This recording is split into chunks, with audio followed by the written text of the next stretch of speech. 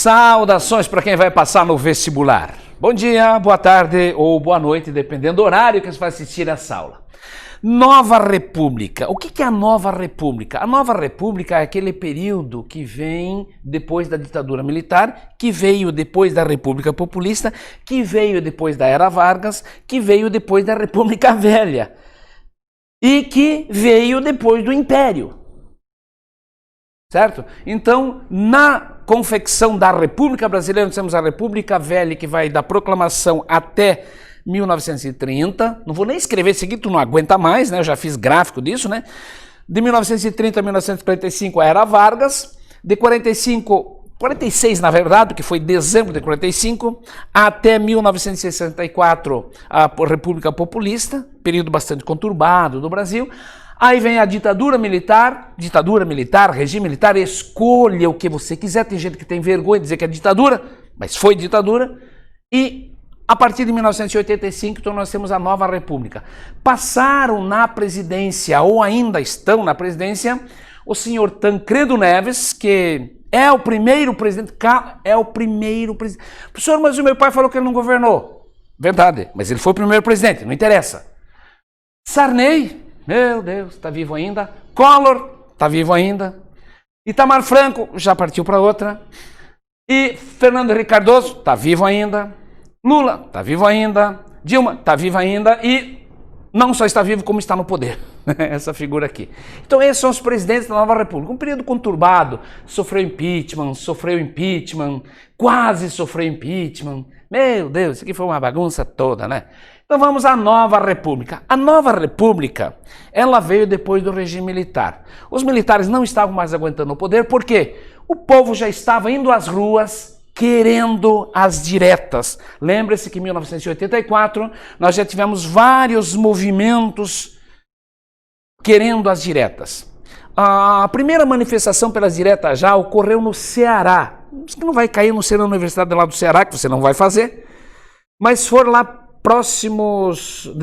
em Pernambuco, numa cidade chamada, acho que é Petrolina. 100 pessoas foram às ruas, mais ou menos 100 pessoas, queremos direta, queremos voltar para presidente. Parecia ser uma coisa assim tão simples que os militares nem deram bola para aquilo, porque eram 100 pessoas, né? Mas o movimento começou a crescer. De repente nós chegamos em 1984, em janeiro de 84, a 30 mil pessoas em Curitiba. Curitiba, uma cidade assim mais reservada, não é tanto de agito, mas 30 mil pessoas exigindo as diretas já. O movimento começou a se expandir para outras cidades até que chegou em São Paulo, na Praça da Sé, em São Paulo. Eu peguei o número mais modesto que tem. O número mais modesto, 200 mil pessoas. Estima-se que chegou a praticamente 500 mil de pessoas. Porque aquela história nas manifestações, a polícia diz que é tanto, os manifestantes dizem que é tanto, sabe aquele número que nunca fecha? Pois então, aqui eram mais ou menos 200 mil pessoas querendo as diretas já, na Praça da Sé, em São Paulo. Um monte de gente eram contra as diretas já. Por exemplo, os militares, o Figueiredo era abertamente contra as diretas já. Os militares, o governo.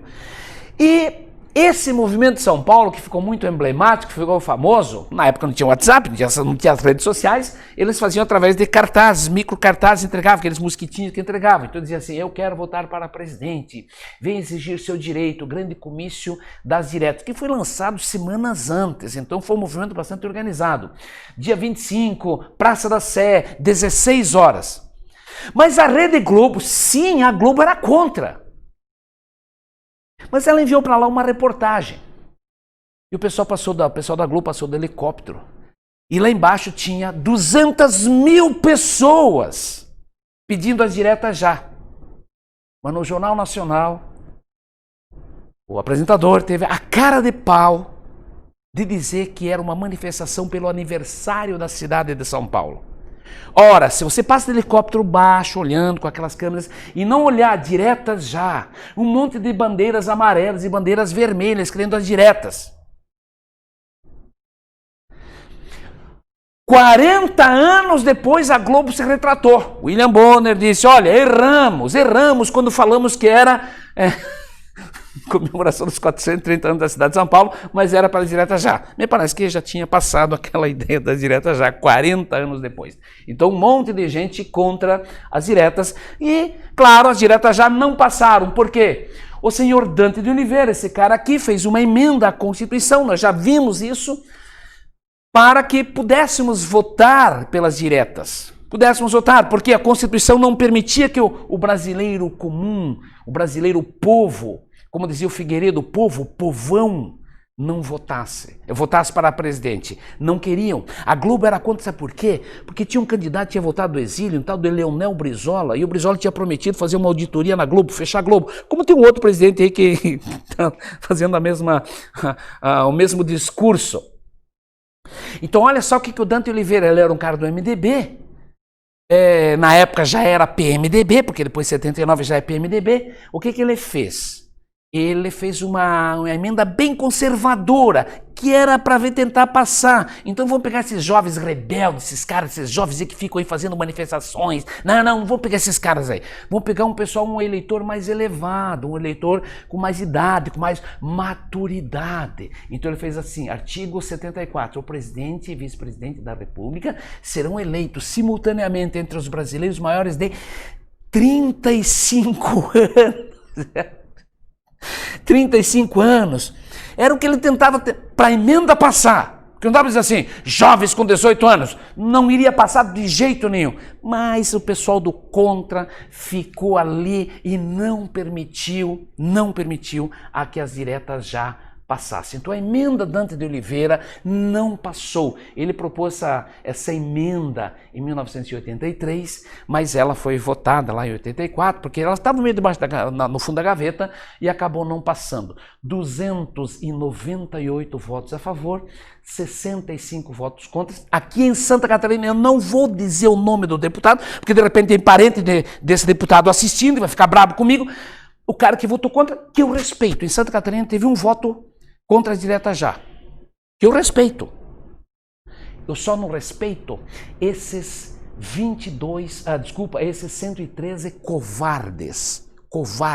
Aqui em Santa Catarina teve 3 covardes. Vai dar uma olhada, vai lá no Wikipedia. Lá no Wikipedia tu vê todos os deputados que votaram a favor, todos os deputados votaram contra. De repente, um parente seu está ali. Esses aqui são covardes. Santa Catarina teve 3 desses covardes que não foram votar. Faltaram 22 votos e as diretas não passaram. Se eles vão lá e votam assim, sou contra a direta, já que o povo não sabe votar, como o Figueiredo dizia. Quê? O povo brasileiro não sabe escovar os dentes, vai querer escolher um presidente? Dizia o Figueiredo. Agora, se acovardar desse modo aqui, isso é nojento, isso é asqueroso. Então nós fomos para o colégio eleitoral. Os jornais da época se divertiram, deram uma olhada aqui, inteligentes aqui, né? Direta já. Diretas não passaram, diretas já. Pronto, terminou. Não se explica a piada, não se explica.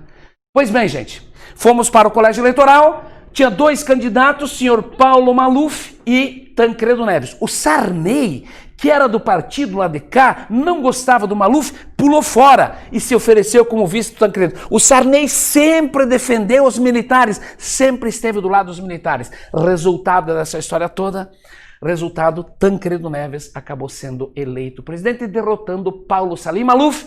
Esse está vivo e esse morreu. Pois bem, Tancredo então foi eleito no dia 15 de janeiro de 1985, 480 votos contra 180 do Paulo Maluf, e que eu respeito, 180 votos, eu respeito. Eu respeito você que vota no candidato A, candidato B, eu respeito. Eu só não respeito aquele covarde deputado que foi eleito para uma função e não cumpriu. Aí o Brasil se empolgou, agora o país vai sair disso, o Brasil vai, porque o Tancredo vai ser o grande presidente. Tancredo montou um governo, estava preparado, dia seguinte, dia 15 de março, teremos a posse. Tancredo se preparou, só que ele já estava muito doente. No dia 14, à noite, eram 20 horas mais ou menos, a gente estava assistindo novela, né? Porque você tinha novela, não tinha TV Cabo. E aí vem aquela câmera da Globo, foi internado na base, no hospital da base em Brasília, o senhor Tancredo Neves, às vésperas da posse. A posse seria dia 15 de março, ele foi internado dia 14 de março. Autoridades internacionais aqui no Brasil para a posse do presidente. Ele vai internado. Quem acabou sendo empossado naquele dia? O vice Sarney. Mas quem era o presidente? O Tancredo, que estava vivo. O Tancredo fica doente, vai para lá, vem para cá e vem manifestação brasileira chorando nas ruas. Entrava, eu morava em Curitiba na época, pessoas dentro do ônibus rezando, orando, fazendo prece ao Senhor para salvar o Tancredo. 21 de abril, coincidentemente, no dia da morte de outro mineiro, que ele era mineiro, 21 de abril foi anunciada a morte do Tancredo Neves pelo porta-voz do Tancredo Neves, que era Antônio Brito, que depois virou governador do Rio Grande do Sul, era repórter da Globo, foi porta-voz, ele virou governador do Rio Grande do Sul. E Sarney tornou-se o presidente do Brasil. Ironia do destino, que a UFSC já cobrou. Ironia. Daquelas questões que você busca lá do passado, ironia. Sarney sempre defendeu a ditadura, esteve do lado da ditadura, era da Arena, que era o partido do governo, e de repente ganha. Melhor transição, não tinha melhor transição sonhado pelo Figueiredo. Figueiredo nunca sonhou com uma transição tão tranquila assim, frustrando a sociedade civil. E Sarney, então, foi o grande defensor do regime militar, assumiu agora, trocando de lado. Inclusive, ele saiu da Arena, foi para o PFL, do PFL acabou indo para o PMDB. Então, o senhor Sarney tornou-se o primeiro presidente a governar, mas o primeiro presidente foi Tancredo Neves, que não governou nem um dia, mas que ficou na presidência do dia 15 de março de 1985 a 21 de abril de 1985, não sendo empossado presidente, porque estava o seu vice no lugar. A partir do dia 21 de abril, Sarney é empossado presidente. Sarney faz anistia ampla, geral e irrestrita, que o Figueiredo negou, lá atrás. Ampla, geral e irrestrita, lembra que a do Figueiredo foi restrita? Nós vamos ter o retorno das eleições diretas. Então, mérito do Sarney? Não. Gente, isso aqui era um sonho que já vinha sendo rodado antes, né? Suspendeu o pagamento da dívida externa. A dívida externa brasileira estava impagável, não tinha como pagar. Legalizou os partidos comunistas. Lembra que o Figueiredo legalizou todos os partidos, exceto os comunistas. Ele tinha uma aversão ao comunismo parecido com outras pessoas que nós encontramos por aí. Reatou relações com Cuba. Não foi o Lula que reatou com Cuba, não foi o FHC, foi o Sarney que reatou com Cuba. Com o Bloco Socialista também lá, que já estava tudo capengando, né? Já estava já sofrendo, nós vamos ter a perestroika já nesse período ali, então já estava, mas reatou as relações que os militares romperam, que eles tinham aversão àquele vermelho. Então legalizou esses partidos, o PCB e o PCdoB. São partidos diferentes. O PCB é aquele partido antigo, nasceu lá em 1922. O PCdoB nasceu bem mais tarde. Entendido? No governo Sarney também nós temos a convocação da Constituinte, e não por mérito dele, porque o Tancredo tinha prometido, a Constituinte em 1987, que vai fazer a Constituição de 1988. Dessa Constituição nós temos que lembrar algumas coisas. Ela foi promulgada, quer dizer, ela emanou de uma vontade popular. O voto foi estendido aos analfabetos. É a novidade dessa Constituição, votos analfabetos. Lembra que o João Goulart defendia os votos analfabetos lá na reforma de base. Nenhuma Constituição tinha que os analfabetos pudessem votar. Lembrando que o analfabeto hoje não pode ser votado. Você sabia, Lali? Que se a pessoa é analfabeta, ela não pode ser votada? Ela não pode exercer cargo nenhum desses cargos aqui, o analfabeto. Tanto é que quando teve a eleição emblemática de um cidadão chamado Tiririca lá, Clementina de Jesus, aquele Clementina, o cara da Clementina, ele foi eleito, um dos caras mais votados até então. Ele foi eleito e tiveram que fazer uma prova para ele mostrar que ele não era analfabeto. O que é analfabeto? Analfabeto que não sabe escrever seu próprio nome, não sabe assinar seu próprio nome e não consegue ler uma frase. Isso é, vamos dizer assim, a definição de analfabeto. O voto facultativo dos 16 aos 18, se você tem 16 anos e quiser votar, você vai, se você não quiser, não vá. Até os 18. Mas a partir do 18 até os 70, o voto é obrigatório.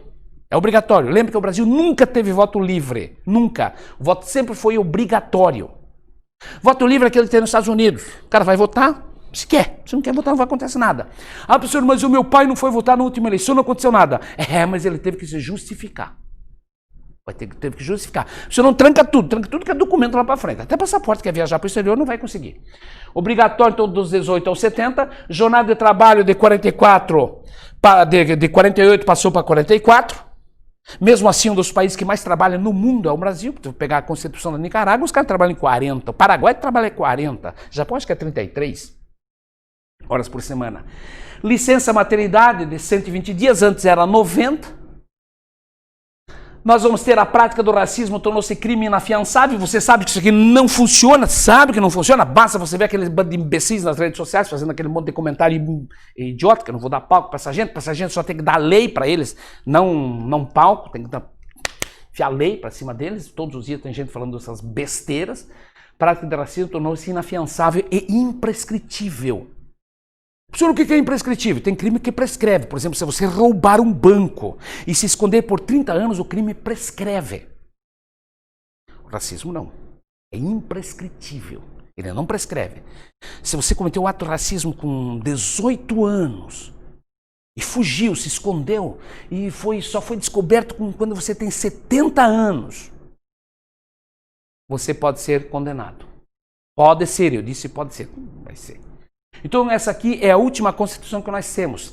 Quando o senhor Ulisses Guimarães, chamado Dr. Ulisses Guimarães, lançou essa Constituição, ele fez um discurso pesado. Se você quer ler esse discurso, qualquer lugar, vai lá no Google, coloca discurso Ulisses Guimarães, lançamento da Constituição. Eu selecionei para vocês alguns trechos desse discurso extremamente pesado. Olhem o que disse ele. Trecho do discurso. A Constituição certamente não é perfeita. Ela própria o confessa ao admitir a reforma. Quanto a ela, discordar, sim. Divergir, sim. Descumprir, jamais. Afrontá-la, nunca. Traidor da Constituição é traidor da pátria. Conhecemos o caminho maldito. Referente ao governo militar. Tu apoiou o governo militar. Não esqueça disso, que no começo tu apoiou. Rasgar a Constituição, trancar portas do parlamento. Aí 5, né? Garrotear a liberdade, mandar os patriotas para a cadeia, o exílio e o cemitério. O discurso foi empolgado, o discurso de arrepiar. Eu me arrepio até hoje quando eu leio esse discurso aqui. E tem essa frase que vai aparecer aqui assim, é uma das mais pesadas que tem. Vamos lá? Frase. Temos ódio à ditadura, ódio e nojo. Mais tarde, o helicóptero que ele estava voando desapareceu. Até hoje, nunca encontraram o corpo do senhor Ulisses Guimarães. O que aconteceu? Não sei. Ah, professor, você está deixando uma dúvida no ar. Claro, tem uma dúvida no ar, o cara sumiu. Estava voando no litoral, o helicóptero sumiu. A nossa Constituição, até hoje, ela já recebeu 108 emendas, uma das quais é pela reeleição do presidente, dos governadores, que não era possível até então. Nenhuma Constituição brasileira, no seu texto original, tem a reeleição. Nenhuma. Das 8 Constituições, 7 ou 8. Se a de 69 for considerada uma Constituição, tudo bem. Mas nenhuma delas tem a reeleição para o cargo de presidente da República. Os militares esticaram. Um era 5, ele passou para 6. O Sarney pediu o governo dele que era para ser 4 e passou para 5, e assim por diante. Então, a chamada Constituição Cidadã. Uma outra coisa do Sarney foi que a inflação deixada pelos militares foi uma coisa assim absurda. É que você não tem noção dessas coisas. Claro, ultimamente estamos tendo noção, olha os preços como estão disparando, arroz. O que é inflação? Inflação é quando o dinheiro perde valor em relação ao produto. Se antes você precisava X dinheiro para comprar 1 quilo de arroz e mais tarde você vai comprar o mesmo quilo de arroz e vai pagar muito mais, isso é inflação. Inflação é a desvalorização do dinheiro em relação ao produto. Quando os produtos baixam, todos eles baixam, nós temos a chamada deflação. Promoção não é deflação, é quando tem uma queda do preço dos produtos, chama-se deflação. Dos produtos e não de 1 ou 2 produtos, dos produtos. Então a inflação é quando o dinheiro perde seu poder aquisitivo. Então só para ter uma ideia, a inflação no começo do governo militar, ali principalmente no milagre econômico, ela era meio controlada, porque o governo controlava, os números eram bastante maquiados.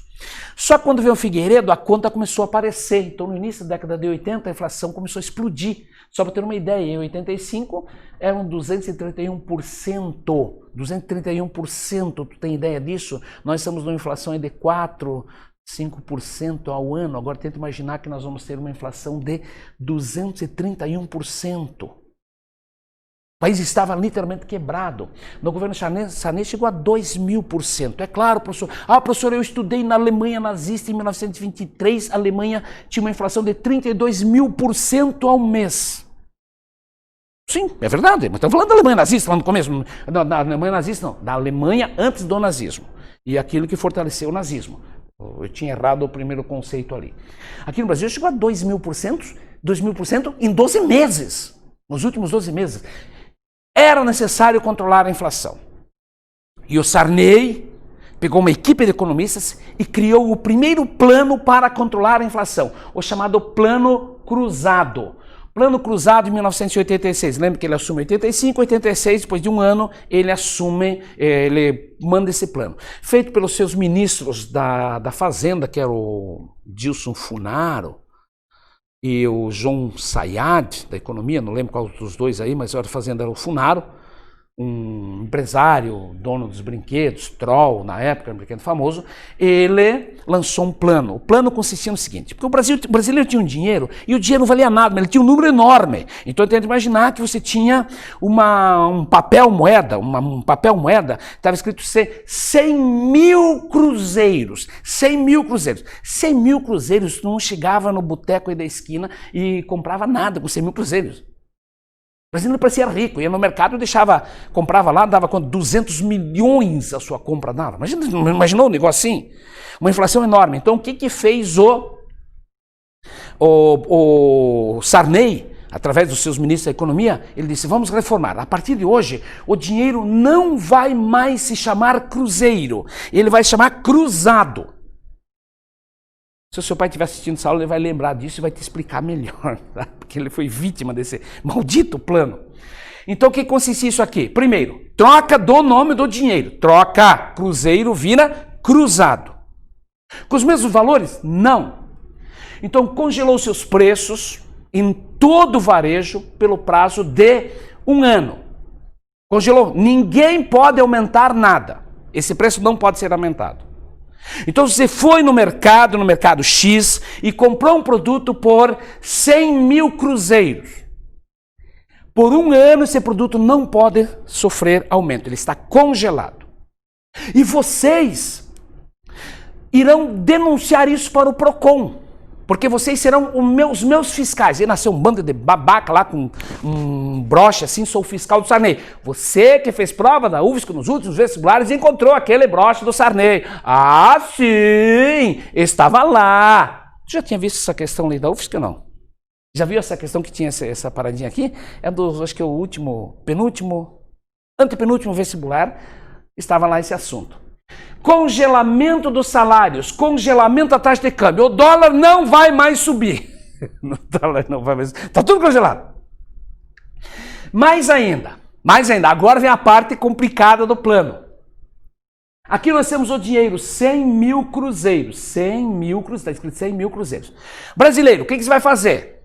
Só na sua cabeça, não pega a tesoura. Você vai cortar 3 zeros. Então, os 100 mil cruzeiros virarão 100 cruzados. Quando o dinheiro for no banco, o banco vai colocar um carimbo, que não dá para trocar todo o dinheiro de uma vez só. Estamos falando de Brasil, olha o tamanho do Brasil. Então, 100 mil cruzeiros, na verdade, serão 100 cruzados. Então, qual vai ser o valor? O valor vai ser esse que vem no carimbo. Até que o dinheiro 100 cruzados apareça no mercado, que a gente vai trocando devagar. Mas não precisa ir no banco para trocar, não precisa. Não precisa. Automaticamente as coisas vão funcionando.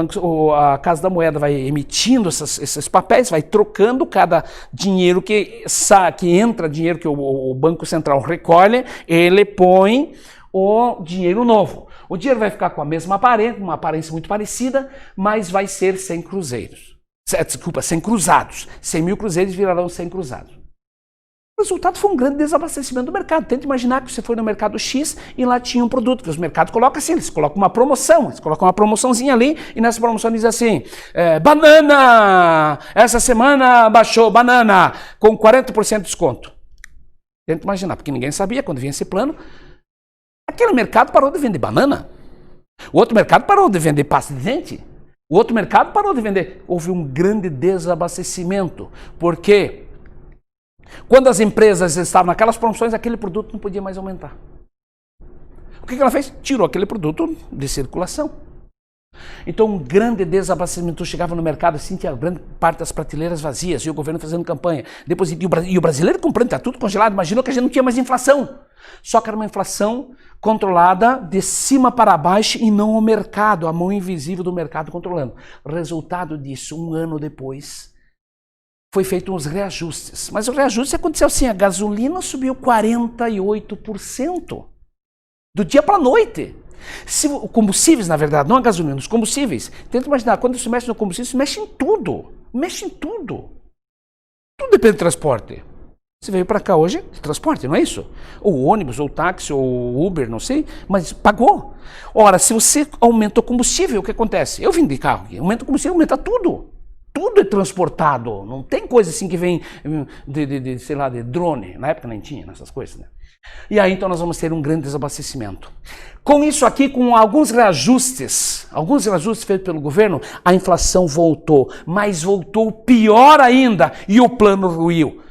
Dilson Funaro deixou de ser o ministro, entrou um tal de Luiz Carlos Bresser Pereira, por isso ficou conhecido como Plano Bresser, era o sobrenome dele, Luiz Carlos Bresser Pereira, que era o ministro da Fazenda, tentou congelar de novo, não conseguiu, porque o brasileiro falou, congelamento não vai funcionar. O plano, então, o plano Bresser, que é um plano para consertar o plano cruzado, que era para consertar a inflação deixada pelos militares, o plano também fracassou. E aí que vem um novo plano. Só no governo Sarney foram 3 planos. Então a inflação deixada pelos militares, foram necessários 5 planos econômicos. E os 5 estão na aula de hoje. Os 5 na aula de hoje. Tá bom? Então nós temos o quê? Terceira tentativa do governo Sarney de baixar a inflação. Ele conseguiu controlar por um ano, só que ela disparou. Naquele ano ela praticamente dobrou o que ela seria no seu trecho, no seu caminho normal. Bom, resultado disso tudo aqui. A inflação voltou, disparou. Só para ter uma ideia. Então a moeda que passou a ser chamada agora, corta-se 3 zeros de novo, a moeda que era cruzeiro, cortou esses 3 zeros, virou cruzado. A inflação voltou, os números começaram a crescer. Foi cortado mais 3 zeros. E o cruzado passou a chamar de cruzado novo. O problema é que ainda tinha papel escrito cruzeiro com carimbo de cruzado. E agora era cruzado novo. Gente, foi uma confusão enorme. Tanto é que se você encontrar na casa da tua avó, encontrar aqueles dinheiros lá sobrando, e tá cheio de dinheiro, vó, você perdeu muito dinheiro. Falou, filho, eu não sabia que dinheiro que valia na época. Não sabia qual era o dinheiro que valia. Então, a inflação chegou no Brasil a 1.764%. Meu Deus! E o Sarney caiu na desgraça do brasileiro. Ninguém queria o voto de Sarney, mas pela primeira vez o brasileiro foi para as urnas para escolher um presidente. Apareceram 22 candidatos, primeira eleição em 2 turnos. Lá estava o belo governador de Alagoas, a Bela, e do outro lado tinha a fera, Lula. Vários candidatos correram na época, né? Mário Covas, Leonel Brizola, Ulisses Guimarães, Aureliano Chaves. E tinha até um cara que tinha um programa de 1 hora na televisão, tinha um cara que tinha um programa de 13 segundos, né? Que simplesmente chegava na televisão e dizia, se eu for presidente do Brasil, eu vou fazer a bomba atômica, meu nome é Enéas. Pronto, terminava o tempo dele. Bom, resultado disso tudo. Collor foi eleito presidente e dizia no seu discurso, vou acabar com a inflação com um tiro só. Um tiro só. Meu Deus. Um discurso modernizante, queria alavancar o Brasil, prometia matar a inflação com um tiro só. E fez o chamado Plano Collor. O plano Collor consistiu no quê? No maior golpe, no maior assalto que o brasileiro teve. Pergunte para o seu pai, pergunte para o papai, pergunte para a mamãe, pergunte para a vovó. O dinheiro que estava lá na poupança, o dinheiro foi confiscado.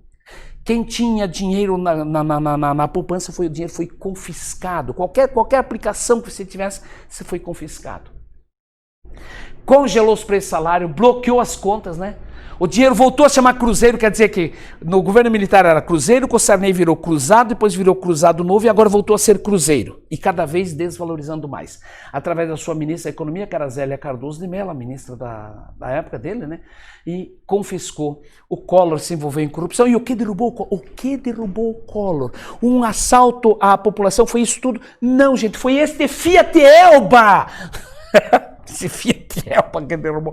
Meu Deus, imaginou que hoje um político vai se corromper com um Fiat Elba? Não, hoje o cara se corrompe com um Lamborghini, com um Ferrari, assim por diante. Mas é um Fiat Elba que apareceu lá, que foi doado lá para o presidente da República. Começa então denúncia de corrupção. Olha a capa da revista Veja. Collor toma posse, baixa confisco geral e deixa o país em estado de choque. Collor não aguentou o movimento das ruas, fomos cara pintadas, fora Collor acabou caindo. E quem denunciou o Collor, todas as corrupções do Collor, foi o irmão dele, Pedro Collor, que já morreu. Meu Deus! E aí então, Collor sofreu o processo de impeachment. Primeiro presidente do Brasil que sofreu o processo de impeachment. Collor, que hoje é senador para Alagoas, lá concorre ao governo de Alagoas, não ganhou, disse que um dia vai ser presidente do Brasil. Não duvido nada. Pois bem, Collor, com a queda de Collor, vai assumir Itamar Franco, seu vice. Eu não sei onde que ele nasceu, porque ele nasceu num navio, ele foi batizado em Minas Gerais, registrado na Bahia, sei lá de onde que ele é. Contou com um grande respaldo naquele momento de crise. Itamar Franco convocou um plebiscito no Brasil, plebiscito este, que tinha sido prometido pelo Marechal Deodoro para 1893. Ele foi realizado 100 anos depois, onde o brasileiro foi escolher entre república e monarquia. E o brasileiro escolheu república presidencial. Ele disse, eu votei nisso aqui. Eu votei, já caiu na prova da CAF isso aqui. Eu votei, sim. Seu pai deve ter votado, deve ter esquecido. Mas deve ter votado, e a República sem assento, inclusive uma proposta sem assento. Bom, resultado dessa história toda, o Brasil virou uma república presidencialista, escolhida pelo povo. Itamar Franco lançou um novo plano econômico. Para você que pensa, se perguntar para uma pessoa mais de idade, perguntar para papai e mamãe, quem que lançou o plano real? Mas na certa vão dizer, Fernando Henrique Cardoso. Errado, Itamar Franco. O Fernando Henrique Cardoso era o ministro da Fazenda na época do Itamar Franco. Então o plano é sempre do presidente. Lembra que eu falei planos do Sarney, os planos econômicos do Sarney? Plano econômico do Sarney. Eu não falei que o plano do Dilson Funaro. O plano Bresser levou o plano Bresser porque não tinha mais nome para colocar. Mas o plano é do presidente. Quem lançou esse plano foi o senhor Itamar Franco. E o plano, claro, conduzido pelo Fernando Henrique, que não é um economista, é um sociólogo. O que eles fizeram? Fizeram um plano muito bem ajustado, mas muito bem feito. Sem atropelos, sem congelamentos, e o plano acabou dando certo. Um real, mudou o nome de novo, real, que é o que nós temos agora, né? Então de Cruzeiro passou para Cruzado, Cruzado para Cruzado Novo, voltou a ser Cruzeiro e agora passou a ser real. Cruzeiro Real até virar real. Então esse é o plano real de 1994 e no começo teve uma transição bastante tranquila, R$1, $1. Hoje já não está mais a mesma coisa. Claro que com isso aqui meio que quebrou a economia brasileira, porque daí ficou fácil para o brasileiro ir para fora, viajar, para deixar o dinheiro fora e meio que quebrou a coisa aqui dentro. Então o plano foi lançado no governo Itamar Franco pelo seu ministro da Fazenda, FHC. O dinheiro então agora mudou, novas cédulas, que isso que não existe mais, mas era R$1. Quem tem R$1 aqui desse aqui, a gente está valendo uma fortuna, gente dando mais de R$120 isso aqui, os colecionadores. Numismática, colecionador de moeda é numismática. R$2, R$5, R$10, R$20, R$50, R$100. Agora estou me assustando que tem a de 200, né? O Lobo Guará, acho que é, né? Moedinhas de 1 centavo, já não tem mais, né? Moedinha de 1 centavo, não tem mais, né? 5 centavos, já está saindo, também essa aqui já está indo embora, né? E de R$1. Então esse foi o chamado Plano Real, o plano do senhor Itamar Franco, que alavancou o Fernando Henrique, que tinha perdido até a Prefeitura de São Paulo. Bom, resultado dessa história toda, estabilização econômica. Fernando Henrique lança-se candidato à presidência da República, ganha a presidência da República, mas esta é uma outra história para um outro nascer do sol. Tchau!